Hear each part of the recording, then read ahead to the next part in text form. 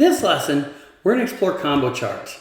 Now, combo charts let you combine multiple chart types on the same chart. It can be really useful if you're displaying two different types of data. And we're going to work through a couple of combo chart examples and then look at a pareto chart, which is a chart that shows the major data points and their cumulative percentage of the total. So let's go ahead and get started here. You should be on the combo charts tab. And if you look here, I've already got an example of a combo chart and we're just going to try to copy that. So you see what we have here is we have a regular column chart that shows the sales for each of the stores. But then you have this line across them. And what that line is it's actually the store average. So it's the average sales of all the stores for that particular day. But the line really makes it stand out and call out that it's a different type of data. You should look at it differently. Well, let's go ahead and see how to do this. So I'll go ahead and click on a cell here and I'll just go Insert. I go to my column charts, pick a clustered column. Now I'm going to move it over. I'm going to give myself a little bit of room here. And I'm just going to do a little formatting, a little housekeeping here. I'm going to take this and I'm going to change the color scheme so it matches. And then I'm going to do the quick layout and put the legend over on the right. So now what we have here is we have all the columns, but we've got that average one mixed in as a column. It's not the same as the store sales. It's the average of all of them. So let's go ahead and click on our chart. And on the chart design ribbon, we have a change chart type, which you've seen before. Now, if we look here, got all the basic chart types, but all the way at the bottom, we have a combo chart.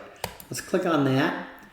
And now Excel has taken a guess that we want to turn Queens and store average into line charts. We don't really want that. We only want the store average to be a line. So here's how it works. You got a drop down here. We can click this for Queens, turn back to clustered column. And Excel shows you all the different types of charts that you can use in a combo chart. So this one, we're going to go back and set it back to the clustered column. And then the last one, it is set on the line, so that's good. If you want to go check again, you could go here. Maybe we add a line with markers. So let's go ahead and add a line with markers. And we'll go ahead and click OK. And that's really it. Now our markers here are a little bit bigger, so what we could do is click on that line, go to my fill option for format data series and go to markers and just make it a little bit bigger. But that's really all there is to it. You just have to go up and select the combo chart and then choose whatever data series you want to be a different chart type. Let's go down here and do another example. Now this one is similar to the first one, except for the last line is store totals, not average. So as you see here, the store totals can be quite a bit bigger than the columns. And what can happen is if you are trying to share multiple types of information on the same chart, they might have different values. So one might be way above the other and it kind of diminishes the effect of the first one or makes it look too small. So we don't have to recreate this whole chart.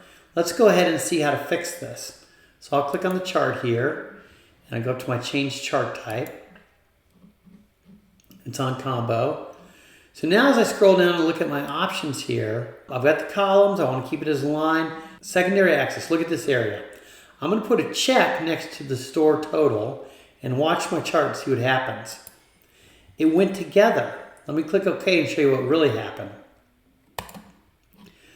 So what happened is we added the secondary vertical or y-axis over here. And if you look at the first one, its range is 0 to 4,000. So all the columns now are in relation to the primary vertical axis or the one on the left. The store totals are now mapped to the secondary vertical axis or the one on the right. And that one goes from 0 to 8,000. But sometimes in these charts, the numbers aren't as significant as the representation of the graphic. And what happens is this just looks a little better now because we've got our stores here and our store total shows us the trend and the pattern going up over all the days. Let's move down here and we're going to create a fancy chart, and this is called a lollipop chart.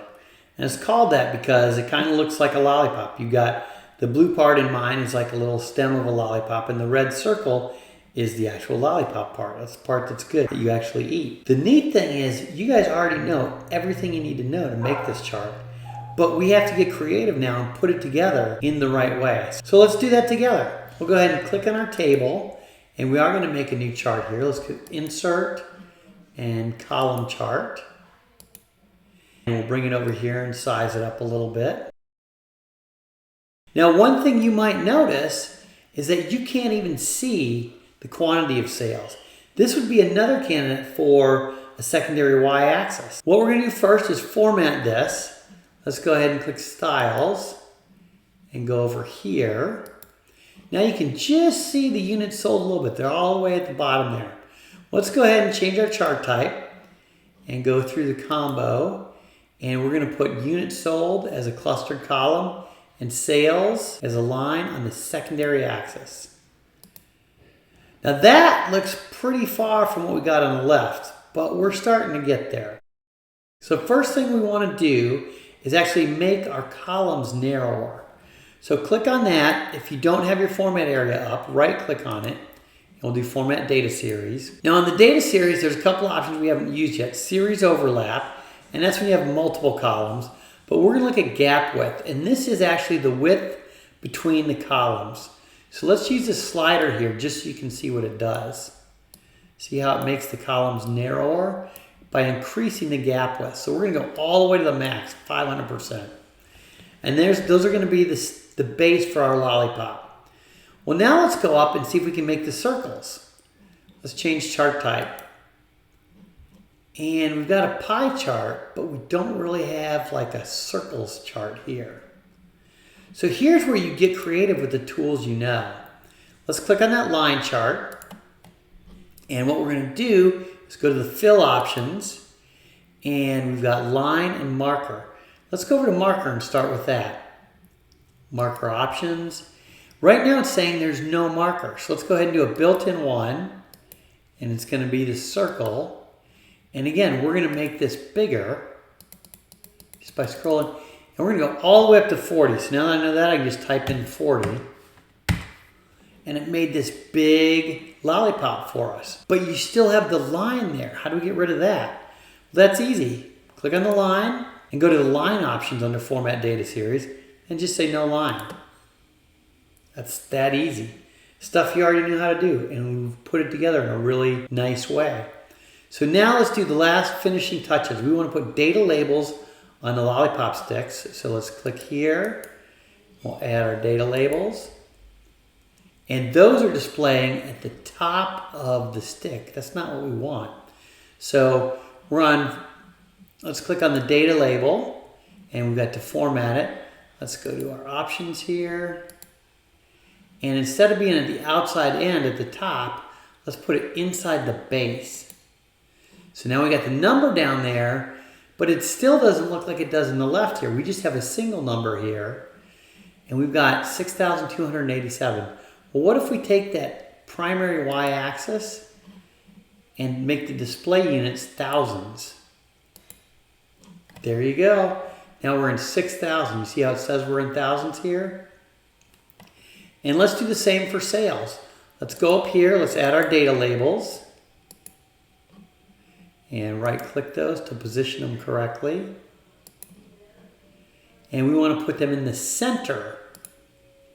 And that has the same problem. It's too big. We've got 35 million here. So we can click on the y-axis here. And we could put it in millions. And it just shows generally 2, 6, 7, 3. We might want a little more precision though. So why don't we just keep that in thousands as well and know that this is in thousands. So this is really 2 million. And that's it. You've made a lollipop chart. And I encourage you as you guys get out there and try different things, experiment with different combinations. That's how you'll really make something that's all your own. So now the last chart here we're going to look at is called a pareto chart. And if you look at this chart, here's our table over here. And you'll notice that the table is sorted alphabetically, but that means that the sales are not necessarily in order. So what a pareto chart does is no matter how your table is sorted, it will sort your items from high to low. So cakes is the best seller, and then cupcakes, and then whoopie pies, and so on, all the way down to the littlest one. And what this line is here, this line is the cumulative percentage of every item up to where you are. So right now when I'm on cakes, it's about 45% of the total sales just for cakes. When I come over to cupcakes, it looks like I'm at about 60%. But that's for cakes and cupcakes together. Add in whoopie pies, and we get to about 78%. And so you see how it's working. This line shows you the relative percentage of all the categories you've gotten to up to that point.